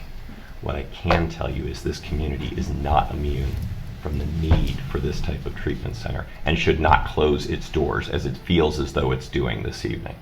And absolutely not. The community should Well, not close respectfully, Trustee, when you say that a halfway house doesn't need to be residential, your lawyer, your law director knows this as well. Words in the zoning code need to be given their plain and ordinary meaning. This is not a halfway house. This is not housing of any kind. To seize upon a generic term in the definition of halfway house, drug and alcohol rehabilitation, and try to say suddenly that the acute medical services being provided by this well-reputationed operator should be shoehorned into that definition, as opposed to a hospital use, makes no sense, frankly, and it is just rolling up the carpet of your community and closing its doors. And frankly, I don't understand why. While I take seriously the concerns of Mrs. Weeks, and we look forward to engaging with her and hearing her and the two other persons who attended this hearing, hearing their concerns and making sure we can answer their questions, and we will afterwards, and address them. I've been to a lot of controversial zoning hearings in my career, and I'm sure you've been a part of them. This is not one of them. Respectfully, I think your residents understand that there's a need for this facility, and that's why they're not here.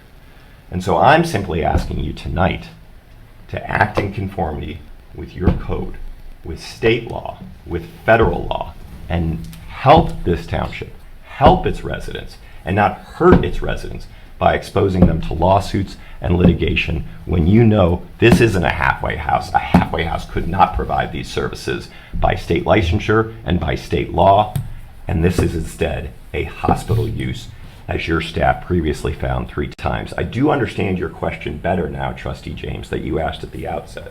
You said this staff report says, according to the representations of the applicant, this appears to be a hospital use. That's what this township does every day, bases its zoning decisions based upon the information and representations provided by the applicant. None of that information or none of those representations by Landmark Recovery had changed in the 7 months we've been chasing this classification and this approval to get a facility open in Sycamore Township and help its people. None of that has changed. This should be approved, not only because it's the right thing to do, not only because it's the law, but because you should want to help this township by allowing this facility. And I hope that you will put this matter to rest and approve this so that this medical treatment can be provided in your community, because the need is so very real. I ask that our exhibits and brief and presentation be admitted into the record. Thank you. Thank you. You interrupted me mid-question, and my question was, though, as to evidence specific to Sycamore Township, as alleged in the brief, your evidence is as to the county overall and the general perception in the community that there is certainly a problem with drugs. I'm not suggesting that we are intending to discriminate one way or another or push things to another zip code. That was not the focus of my question. There was a representation made that there was a specific need in Sycamore Township. Am I correct that there is not specific evidence backing that? That is my question. I don't have facts or statistics unique to Sycamore Township this evening. What I have is an elected official who appears to be insinuating that none of his constituents are afflicted by these issues or that there might be a need for this in this township. I resent that, and I think that's ridiculous. I'm certainly not insinuating that. Thank you. I need a motion to close the public hearing. She's getting. May I speak? You may. You'll need to be sworn in. Okay. If you'd like to come up to the podium, please. If you could please state your name and address for the record, please, after being sworn in by Law Director. Raise your right hand, please. You swear the testimony you're about to give in this public hearing will be the truth, the whole truth, and nothing but the truth, so help you God? I so affirm. My name is Mary Ann Lucas, address 4087 Belfast Avenue, 45236. So I'm not in the immediate neighborhood. But just in the short time that I've been sitting here, I've heard at least 3 times councilmen offering other sites in Sycamore Township. And I would be interested in knowing what they are and if you could consider them or why they would not be suitable for you. Again, it's not, I mean, they have offered several times other sites in Sycamore. So some of the arguments you give, sir, are iffy, and I would just, again, be interested in more discussion about other options for the location. Thank you. Thank you. Would anybody from Landmark like the opportunity to respond? Would anybody from Landmark or representation like to respond to that question? Yeah, certainly. I don't care to argue with a resident of the township. I just want to give you the opportunity. You don't have to take it. No, I will simply provide you just the point out for the opportunity. record that no actual sites have been offered, and clearly, hearing Mr. Weedman's comments earlier, there appears to be a disagreement based on his interpretation of the code. Very good, thank you. Any other questions? If not, I'll entertain a motion to close the public hearing. Motion. We close the hearing. Second. Second? All in favor? Aye. This public hearing is now closed. It is 7:30, I believe. Our exhibit's been accepted, I don't know. Yes. Yes.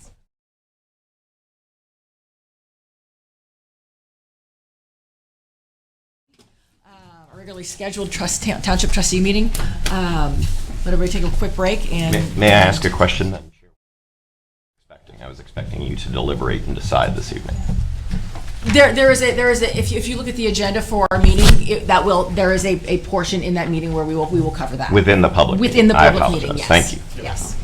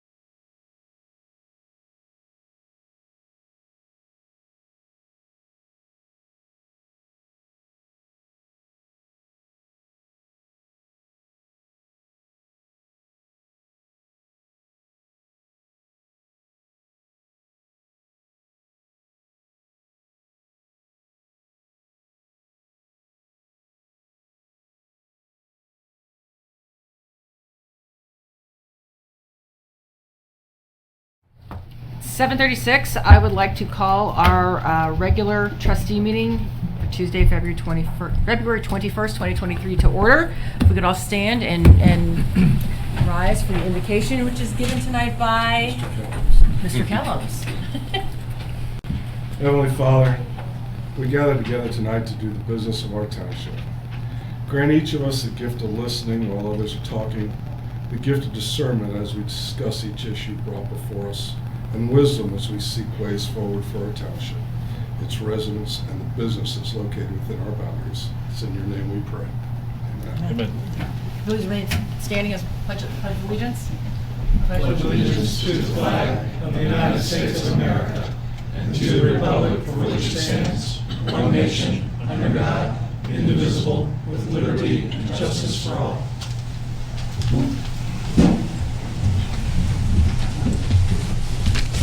If Mr. Jeters would note that all three trustees are present, I would seek a motion for approval of the minutes for the February 7th, 2023 trustee meeting. Motion to approve? I'll second that. Any discussion? Would you like to call the roll? Mr. James? Aye. Ms. Schwegman? Aye. Mr. Weedman? Aye. All right. Next on the agenda, Dan Dieters, Energy Alliance. Here he comes. Mr. Dieters. Good evening. Good to be back here. I believe that the last meeting you had given Mr. Kellums authority to sign under a certain rate. We executed that contract today. 6.43. So I did 6 of them today, so I knew they were all in the same range. We had executed several contracts in the last week and a half. This is one of the lowest we've done. We look for Duke's rate. Now this will start up in May when Duke's rate jumps because of the prior auctions they've had. So I look for Duke's rate to be in excess of 9 cents, and the folks in Sycamore Township will be paying 6.43 cents per kilowatt hour. The second thing is we did this on our own. I hope it's okay. We added an option for renewable energy. So if folks would like to, when the opt-out letter goes out, they're able to call Energy Harbor, who's the company we executed with, and they can get a renewable energy product instead. Same price? No. I think it's 6.86. Yeah. Renewable energy is a little bit more expensive now. And if I recall, was this a 24-month It is agreement? a two-year term, correct. Very good. And if we see something in the future that looks attractive, we can, that's why we didn't do a 3-year term, like we did last time, because we wanted to make sure we left our options open. Very good. This gives a better rate than we expected. It was, we thought it'd be in the Great. six. The urgency today with Mr. Kellums was that the market dipped half a cent, so we took advantage of it. That's great. It's great work. Thanks a bunch. Thanks for being attentive today. No, thank you for coming and sharing with us the good news. Yeah. I know all of our residents appreciate all the work you do. So. And you'll be getting a pretty good report for the winter time. And what happened in the winter. So Okay. we'll be sending that over as soon as we get all the data back. Perfect. That's great. Okay? Thank you. All right. That's it? Thanks, buddy. I've got a question, actually, Sure. if you can give an update now. I know I've asked Tracy about this, and I think he's talked with you, but the Dynegy overcharges and the refunds, I know you've been after them for that. Can you give an update on that? I know there's money still out there, including my expired gift card. I have I got an email from them that I did not get through as I walked in today. So I will share it with Mr. Kellums more, and I'm sure he'll share it with you, and Okay, great. and we'll figure out where we are in that, and we'll go from there. Thanks.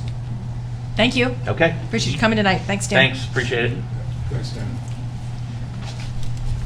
Next on the agenda are public comments. Mr. Ucotter, do we have anybody that has signed up the public comment portion of our agenda? I do not believe so. Okay. Let me just make sure. Do we want to just double check? Was there anybody that had signed up to speak in the public comment portion of this meeting? I don't want to.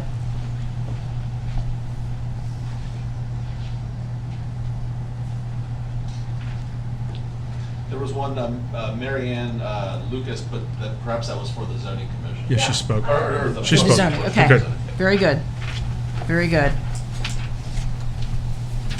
All right. Well, you're still up, Mr. Cucata, because now we're on the planning and zoning report. Yes, just very briefly, on March 7th, 2023 at 6 p.m., the board will hear case 2023-01MA. It's a major adjustment to a PUD at 8810 Montgomery Road. The proposed use is a medical office for that. For the Groom CIG case, that case will need to be refiled. The tentative target date for the trustees to hear that is March 21st, 2023. On March 6th at 5:30 at the Station 93 Firehouse on Deerfield Road, there'll be a public open house from 5:30 to 6:30 p.m. with CIG. And then on March 8th at 6 p.m., the Zoning Commission meeting is scheduled for that. So with that, that's all I have. Very good. Next on our agenda is You can do the resolution. the resolution as it relates to zoning case that we just heard, 2022-17MA.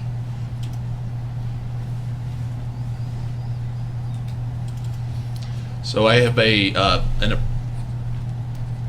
approved proposed resolution or a deny proposed resolution.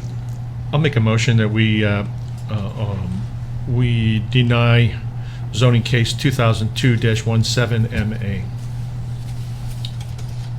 It's 2022-17MA. Did- I think you said 2002. 2022-17MA. And I'll second that. All right. Any discussion? Yes, we made comments in the public hearing, of course, to some degree, and had questions here, and an artful interchange near the end, I would say. But in looking at this and listening to our zoning people and to our law director and looking at the definition of halfway house versus the definition of hospital in our zoning resolution, it seemed clear to me that the name halfway house may be distracting because there are other concepts in the world and elsewhere in the law as to what that might mean under some circumstances. But in our code, it has a meaning that this proposed landmark facility fits into. Landmark has a great mission, does great things. There are great places to do that. But in a DD district in Sycamore Township, where this happens to be, it does not fit in what our zoning code allows. If you find another place in the township in a conforming zone, please come here. That'd be great. But I'm opposed to approving the project because I don't think it fits in the definition of halfway house as defined in our zoning resolution, as opposed to how it may be defined elsewhere. So I'm confusing myself. It's been a long meeting already here. It does not fit in the definition of hospital. Thank you for correcting me. It does fit in the definition of halfway house. So if I just said otherwise, you know what I mean. Mr. Weedman? Thank you. No comments? No? Done with mine. Mr. Dieters, would you call a roll? Mr. James?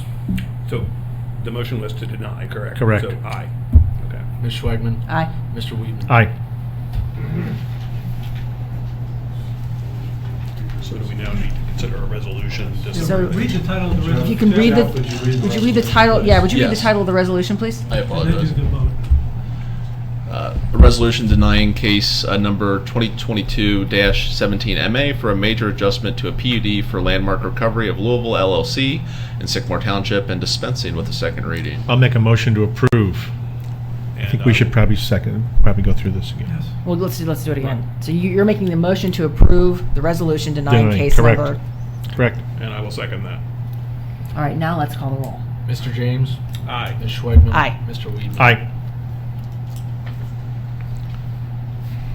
All right. Circulate that for signature. Sheriff Patrol report. I don't have anything tonight. Anyone have any questions for me? Be happy to address them. Not offhand. I don't have any. Nope. Good report. Thank you. Good report. Chief Penny. Jeff, could you print that out? EMS and fire I'll need to report. sign that. I want to give you a quick update since I wasn't here at the last meeting on the golf cart fire. Our fire investigator has been working very closely with Cincinnati Cart Insurance Company and their investigators to try to determine the cause of the fire. What we do know so far is that there was about 100 carts that were involved, and there's going to be major damage as far as a dollar loss. There was carts averaging running from $2,000 to $20,000 that were out there, a mixture of gasoline and electric carts. The crews did battle some issues with the gas runoff and the battery acid runoff. There's a creek that's fairly close to that area, and they were trying to keep it from getting into the creek. And that we did have some fire hose that got damaged that we're working with Cincinnati Card on, and we're in the process of trying to determine the cause and get this wound up. So, Very good. Chief, you don't know what the cause, when it might actually started? not that I want to say. Not officially. Okay. It's we do know that it was very isolated, and because they were packed so close together, it just one after another type of thing. So, gasoline, battery acid, and On 2 pages. plastic, wood, fiberglass was the main factor of all of it. So But no building damage, no structure damage, just the carts. minor. There was Yeah. some.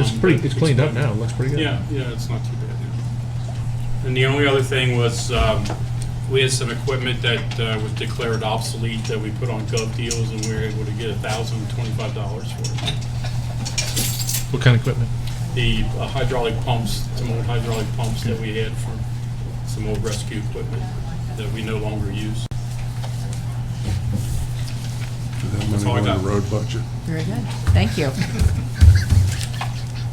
Roads, maintenance, and recreation, Mr. Rudolphschaffer. Good evening. I have a request for the board to consider a motion to advertise for Gideon Lane Culvert Improvement Project. I move we advertise for the Gideon Lane Culvert Improvement Project. Second. Any discussion? But yeah, Stevie, are we still on for that, for the spring?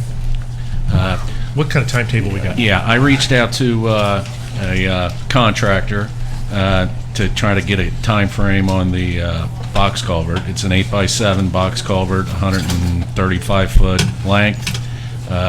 They said the lead time is going to be 8 to 12 weeks after the contract is approved, if everything goes as planned. So we're looking at probably a start of construction in June, if everything goes as planned. Okay. Which Mr. Kellums pointed out, we had a discussion. It probably will work out better with summer construction due to that road's going to have to be detoured. Won't be conflicting with school bus traffic. Gotcha.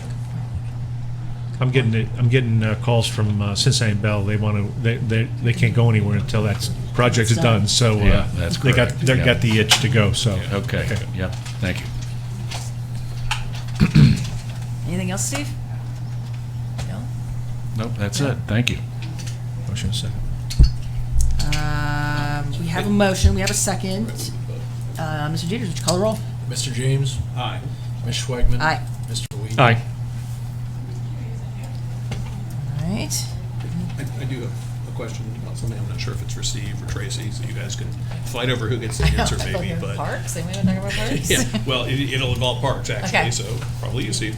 I'm just curious as to where we are now in the festival planning stages. I know we had the Spin Doctors contract in our last meeting. We've had some pledges coming in already for sponsors, which is looking great also. Do we have an overall budget put together, and where are the plans going now?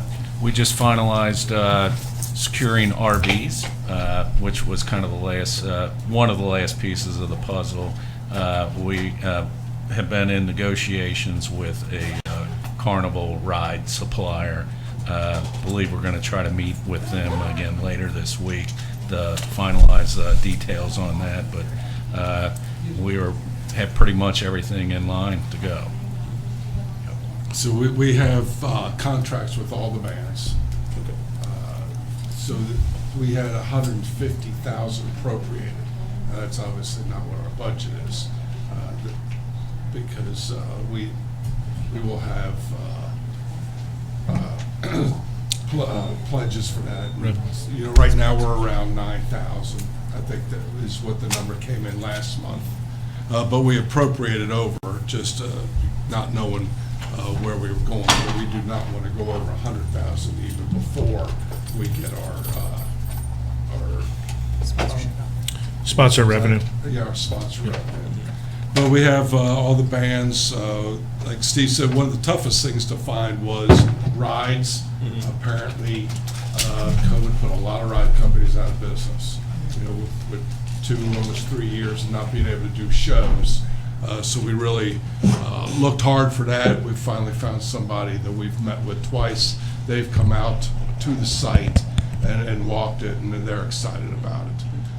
We've got all of our food vendors wrapped up, so it's moving in the right direction. Tents, RVs, It's exciting. stage. So let me ask the elephant in the room question, so to speak. What's the beer plan? Do we have craft breweries coming in? We are still working on that. We are hoping to have one local craft brewery come in. We have not contacted that. That's something that we are in the process of doing right now. March 1st is in the township. Maybe we can get them to come. Yes, they are. Very good. Thank you.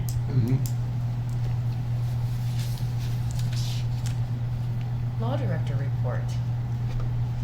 I have nothing to report. Nothing to report. Thank you, Larry. Okay. Thanks, Larry. I'm trying to draw it out a little bit. I'm going to speak really slowly. I should have picked up your notes and worked through first. Mr. Kellum's administrator report.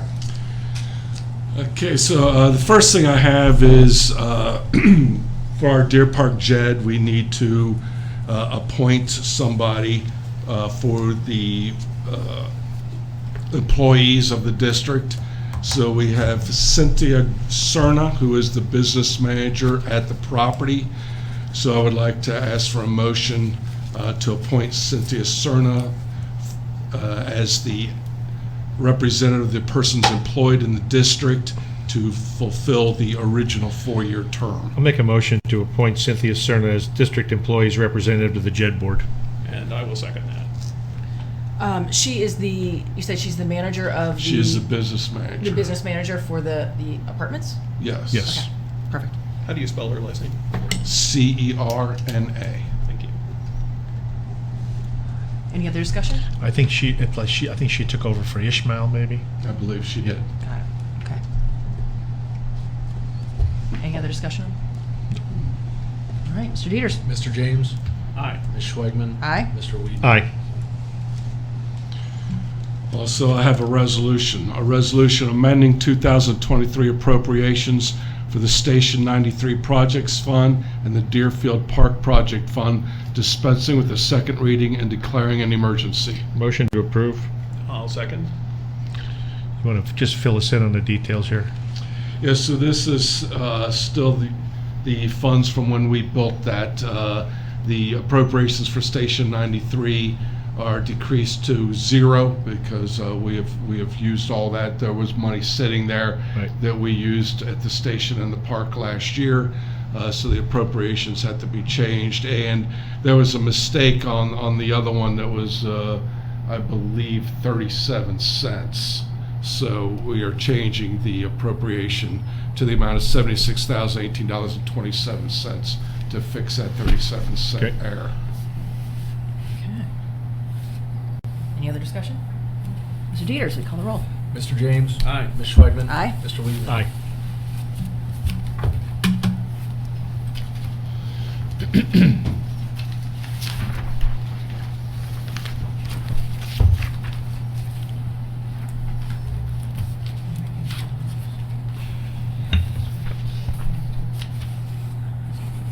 No. Yeah, it does, doesn't it?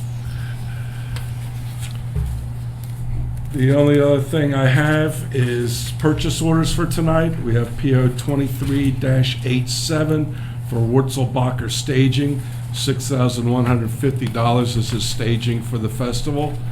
And 23-90, Advantage Tent and Party Rental for $5,780.13.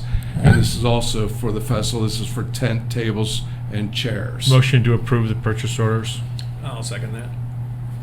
Any further discussion? Mr. Dieters. Mr. James? Aye. Ms. Schwegman? Aye. Mr. Weedman? Aye. Mr. Dieters, fiscal officer report. So for cash cash receipts, we had $4,838,793.19. For disbursements, we had $90,401.73. A complete listing of the cash receipts and the disbursement is in the packet. Motion to approve. Second. Any further discussion? Mr. Dieters. Mr. James. Aye. Ms. Schwegman. Aye. Mr. Weedman. Aye. I guarantee it. Trustee comments. I'm speechless tonight. What?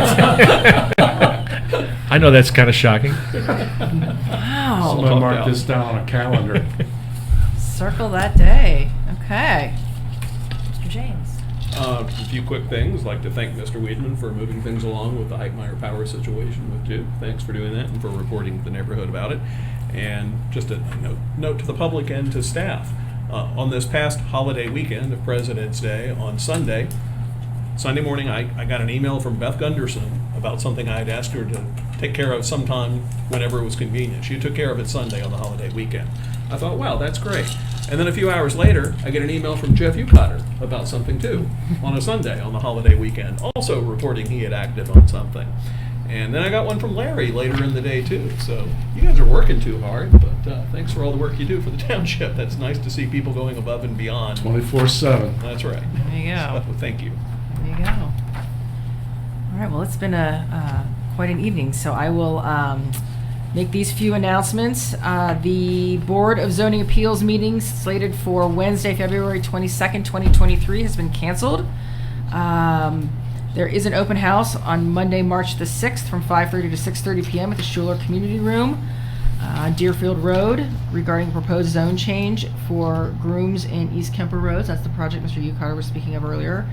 There is then also a special zoning commission meeting for general purposes on Wednesday, March the 8th, 2023 at 6 p.m. here at the Administration Building. And for all other scheduled meeting and events, please see the published calendar on our website. With that being said, I would like to adjourn to executive session as permitted by Ohio Revised Code Section 121.22 G1 to consider the discipline of a public employee. And that's a motion to do that, right? That's And a I would, motion. yes, I need a motion to do No, that. you just made a motion. I just made that motion. Yeah, no, Sorry. I'm going to second it. Sorry. Just quick question, do we need to add anything to that as to something you and I talked about earlier? Okay, we specifically said to consider that though, as to it. Okay, why don't we add to discipline and compensation, if you don't mind? Nope, I can do that. Okay, let's revise that. I make a motion to adjourn into executive session as permitted by Ohio Revised Code Section 121.22 G1 to consider the discipline of a public employee and compensation of a public employee. I'll second. Any discussion? Mr. Dieters. Mr. James. Aye. Ms. Schwegman. Aye. Mr. Weedman. Aye. Meeting is adjourned to executive session at 8:59 p.m. 7:50. Sorry, 7:59 p.m. It just feels like, So oh my it- God.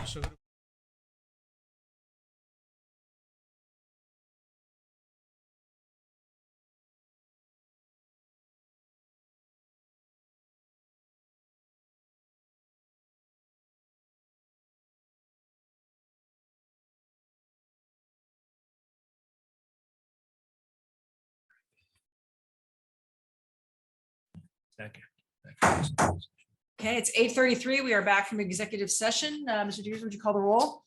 Mr. James. I am here. Ms. Schwegman. Here. Mr. Weedman. Present. All right. Are we taking any action as a result of our executive session? Yeah, I'd like to make a motion to terminate Angie Zammert effective immediately. I will second that. Any further discussion? Mr. Dieters, would you call the roll? Mr. James. Aye. Ms. Schwegman. Aye. Mr. Weedman. Aye. I'd like to make a motion to adjourn. I will second. Any discussion? All in favor? Aye. Aye. Meeting adjourned, 8:34.